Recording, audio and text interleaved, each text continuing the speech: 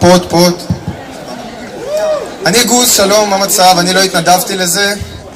האמת שאני הייתי שמח לראות את רימונה ומילה דופקות ברייקדנס, אבל...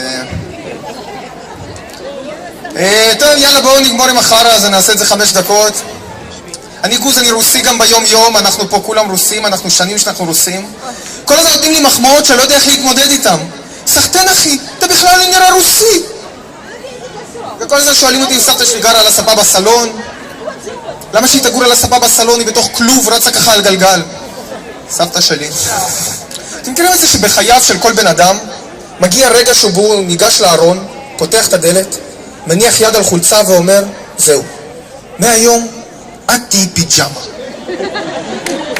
עובר עליי שבוע קצת קשה, אני לא אשקר לכם, אני באמת שבוע קשה. אני השבוע לראשונה עשיתי צילום שיניים. אני לא יודע אם אתם אי פעם עשיתם צילום שיניים, אבל אני הייתי בטוח שזה קצת כמו פשן טבעי. כמון, דקה מעלה זוגים מסום שוגר. המניאק מלביש עליך אפוד קרמי. כאילו נותן לך חרב ואתם הולכים לכבוש את טרויה ביחד. עכשיו שם אני נהיה טיפה לחוץ, אני עושה לו, תגיד דוקטור זה מסוכן, הוא עושה לי, לא, מה פתאום, זה רוסי עושה חיקוי של רוסי. של דוקטור אתה בטוח לא מסוכן, הוא עושה לי, מה פתאום, אם זה כזה לא מסוכן, למה המניאק בורח לחדר אטום כמה מטרים ליד? עכשיו אני יושב שם עם האפוד הזה, הוא מקרין לי סרטן על כל הגוף, שומח לי זנב, קרניים, כל החבילה, ואז הוא יוצא עם מזרק ענק, מתקרב אליי עם מזרק, אני לא יודע אם רואים, אבל אני חששן ביום יום, ובשנייה האחרונה לפני שתוקיע לי את המזרק אני עושה, דוקטור אתה לא הולך לחטא את זה? ואז הוא עושה משהו מוזר,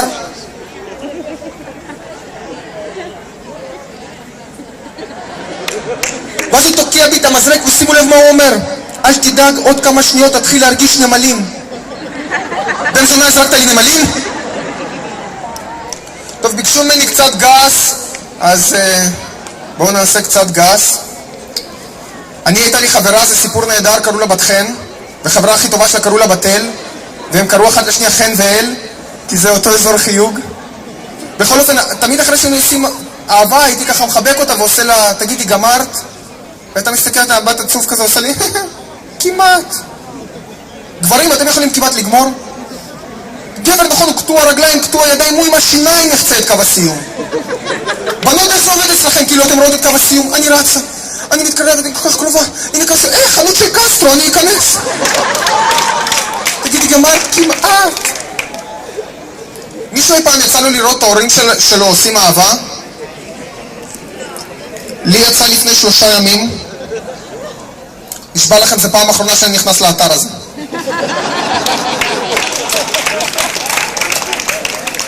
אז אני כמו הרוב פה הייתי ילד רוסי כזה שעלה לארץ ונורא רציתי להשתלב ולהיות כמו כולם, לא להיות רוסי. וזה נורא קשה. בהכל, אתה רוצה להיות נגיד חלק מהחבר'ה בחגים. בחגים זה הכי נורא, כי יש כל כך הרבה, יש את פסח ויש את שבועות ויש את סוכות. אתה תמיד מתבלבל, אתה תמיד מוצא את עצמך, אומר משהו לא נכון. יום זיכרון שמח וכשר, החוק. איפה עשית את הצפירה? ואז אמרתי, אני אתיידד עם כולם דרך המשחקים. אני אלמד את המשחק הלאומי. 6 בש. אני יודע מה זה 6. מה זה בש? אותי באולפן לימדו 4, 5, 6 בש, זה בכלל 5 בטורקית, זה משהו הזוי. לא ראיתי מישהו עושה, בונה כבר בש ל6, אני חייב לרוץ. והמשחק הכי גרוע בעולם. אנדן דינו. סוף על הקטינו. סוף על הקטיקתוק. אליק.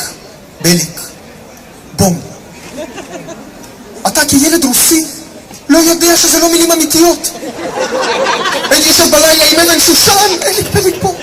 הייתי נכנס לסופר, שתי במבה בבקשה ואליק בליק בום אחד. ובגן זה היה היום ונורא. היום הראשון שלי בגן עשו לי, ודים, תפגוש את יובל. יובל הוא אבא של שבת. אני סבא של ראשון. טוב, אני שאלה אישית, אני לא יודע אם מישהו פה מהגברים אי פעם יצא לו לרכוש ירקות. יש פה מישהו שיצא לו לרכוש ירקות? אתה יודע, זה קהל ביתי, זה קהל ביתי. אני לאחרונה יצאתי ברכש של ירקות, וגבר בחנות ירקות זה נפלא, כי חלק מהזמן אני יודע מה לעשות, מגיע לעגבניות, אני לש, אני ממשש, אני שם באור. מגיע למלפפונים, אני אבוד לגמרי. מה זה, מה, אני משפשף את זה עכשיו? יצא לכם פעם לשטוף מלפפון ליד אמא שלכם? נכון, אתם לא רוצים לראות יותר מדי מבינים? לא עושים תנועות מלאות. יצא לכם פעם לראות את אמא שלכם שוטפת מלפפון? כל הכבוד אבא. אני בצבא עכשיו, צה"ל, צבא הכי טוב בעולם. אני חושב שצה"ל זה הצבא היחיד שיש בו דרגה שנקראת אלוף.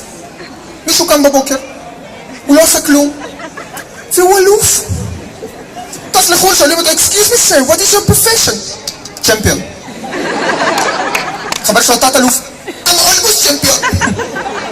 אבל גם לנו לרוסים יש דרגות, שימו לב, תיכנסו לכל סופר, אני נשבע לכם כל סופר שאתם נכנסים, הקופאית הראשית קוראים לה יאנה, והעוזרת שלה זה תת יאנה.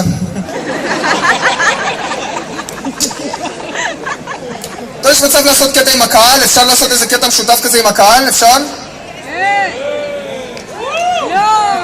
לא, סתם. אני מבקש מכל מי שיושב פה לדמיין אתיופי. לא חייב להיות חבר אתיופי, יכול להיות סתם אתיופי שמנקה לכם את הבית, אתיופי שהולכת לכם מכות, כל אתיופי הוא אתיופי טוב.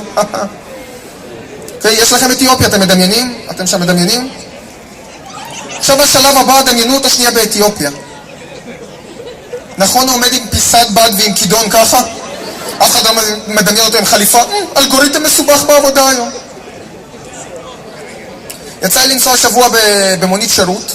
אני של אוטובוסים ויצא לי לנסוע במונית שירות, וזה אדיר. מונית שירות זה כזאת ליברליות. זה כמעט טוב כמו לא להיות אתיופי, זה אדיר מונית שירות. כי אתה בא להיכנס, אתה בא לשלם לנהג, הוא עושה לך, לא אדוני, כנס, קודם שב. אני חושב שזה ליברליות, אבל אני עשיתי טעות והתיישבתי במושב הכי קרוב לנהג. אתם מכירים את המושב הזה? מי שיושב שם הוא לא נוסע רגיל. הוא עוזר נהג. אני כמו הקצין תורן של המיניבוס. אנשים מעברים דרכי כסף, מישהו שאל אותי מה קורה עם מדד דאו ג'ונס, הנהג דופק לי כיפים מאחורי הגב. ומאז החלטתי באמת שהדבר הכי טוב לעבור מקום למקום, התחבורה הציבורית הכי טובה זה לטוס. כי אתה יושב בטיסה, נינוח, פתאום הקברניט עולה, עושה כזה נושאים נכבדים. במקרה של מצב חירום, מסכות חמצן, יפלו מהתקרה. הורים שטסים ילדיהם ראשית מפמו את הבס אחד על פניכם, לאחר מכן על פני הילד שלכם. אם יש לכם יותר מילד אחד, בחרו את המועדף עליכם. אני הייתי בחול, שמתי לב שבחול כולם נהיים ישראלים. זה לא משנה אם אתה רוסי, מרוקאי, תימני, אתיופי זה אתיופי, אבל כל השאר, כולם ישראלים, נכון? זה בדברים הקטנים. אתה נכנס לקניון, יש לך מחשבות של ישראלי. בוא'נה, איזה מקום טוב לפיגוע. אין מאבטח בכניסה. אתה עולה על איזה מקום גבוה, יפה, על הביג בן, על האמפייר סטייט בילדינג, פתאום יש לך מחשבות של ישראלי.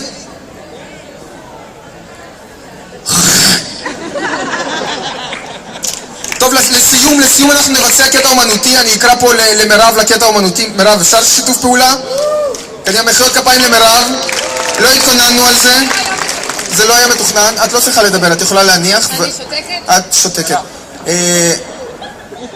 אנחנו נצטרף את הכיסות. רגע, מרב, את יודעת נגן על גיטרה? את יודעת לשיר? לא. תתפשטי. סתם, לא מרב.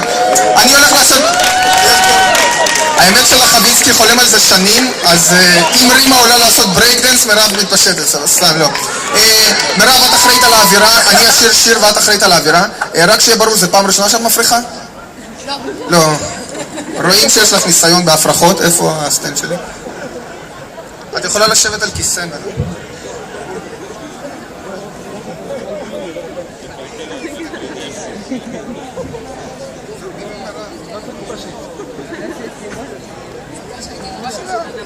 אני זוכר שהיית מורה שלי. תני איזה הפרחת הדגמה. וואי, איזה אווירה. רגע, אל תבזבזי הכל עכשיו, אחרי זה תגידי, כואב לי הראש וזה, אני מכיר את זה. טוב, זה שיר שקוראים לו דברים קטנים, כתבתי אותו לאמא שלי כי היא שמנה ממש. שומעים את הגיטרה? זה לא משנה, כי מרב תפריח ויהיה כיף. אל תראו אותי ככה, ברוסיה הייתי כוכב. מכירים את דפנה ודודידו? היינו סוויאטה ודודידה.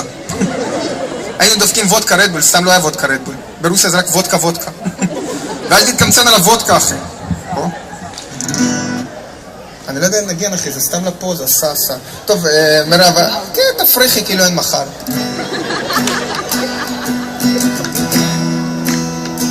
מרטיבה אותי.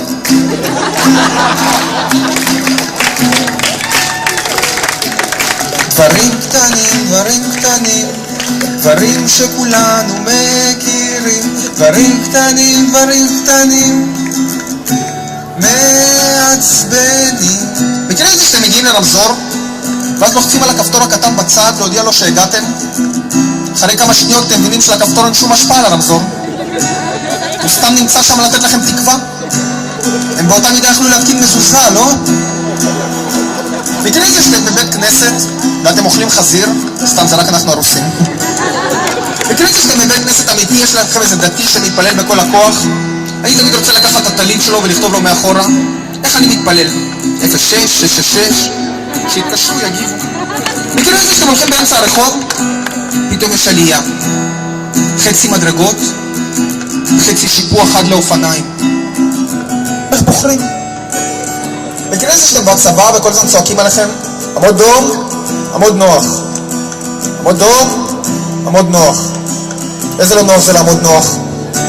צריך שכל איזה עמוד דום, עמוד לא נוח. מכירים את זה שאתם מקשים מישהו סיגריה ברחוב ואז הוא אומר לכם זין בעין. מה? אני בתפקיד הזין או בתפקיד העין? תהיה קצת יותר ספציפי. מכירים בתולות ים? איך זה שאין שרמוטות ים? זה יכול להיות נחמד. מכירים את זה שאתם טיול אחרי צבא לתאילנד ואתם מתגעגעים הביתה? אין דבר שגורם לך להרגיש כמו בבית שלך בתאילנד, כמו לראות תאילנדי בונה בניין. איך את מחלכה, בסדר? זה לא מופרך? יד אחת על זה ולעבוד עם השפתיים, כמו בבית. סתם, לא, אנחנו לקראת הסוף, נו, זה מלא זמן, סיימתי לפני מלא זמן, ואני גם עשיר, אני יכול לקנות את האהבה שלך, אז לא... טוב, לסיום, עכשיו תפריחי בכל הכוח, כי את באמת בסוף. מכירים את זה שאתם יוצאים לטיול בטבע, ואכלתם איזה תפוז, וזרקתם את הקליפות, תמיד יבוא איזה מישהו יפה נפש מעצבן כזה שיצעק עליכם, איך אתה לא מתבייש, מזהם בסביבה, יא רוסי מסריח, תחזור לרוסיה. לא מכירים? איך תמיד יש לנו את התשובה הכי טובה? זה אורגני. מכירים את זה שאתם ממשיכים לטיול בטבע, מחליטים להישאר ללילה, פורסים נרגילה, פורסים מנגל, פורסים אוהל, כיף חיים.